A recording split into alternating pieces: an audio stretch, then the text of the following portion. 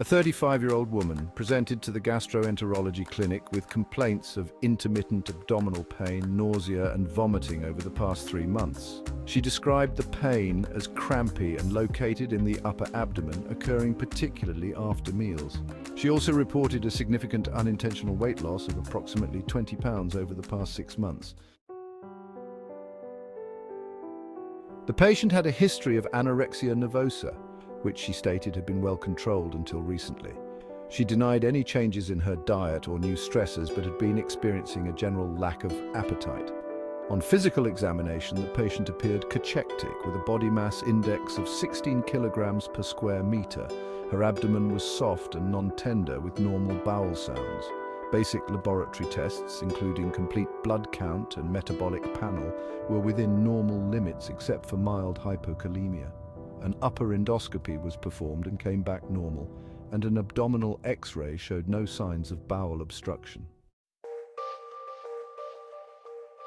The attending physician initially diagnosed her with psychogenic nausea and vomiting, attributing her symptoms to psychological factors related to her history of anorexia nervosa, and referred her for psychiatric evaluation and counseling.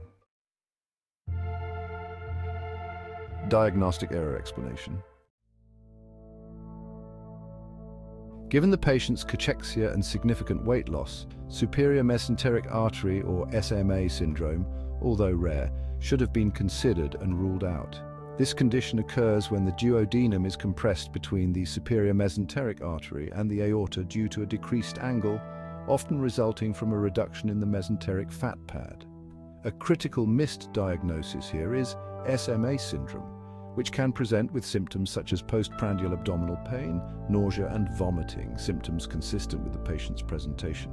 The significant weight loss associated with her anorexia nervosa is a key risk factor for SMA syndrome, as it can lead to the reduction of mesenteric fat, exacerbating the compression of the duodenum.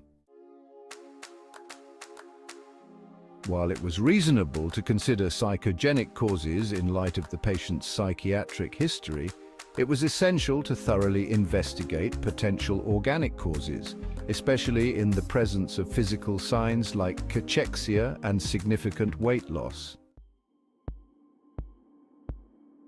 Appropriate imaging studies, such as a CT angiography or an upper gastrointestinal series with small bowel follow-through, should have been performed to evaluate for duodenal compression and confirm or rule out SMA syndrome. This comprehensive evaluation would have ensured the correct diagnosis and appropriate management, avoiding unnecessary delays in effective treatment.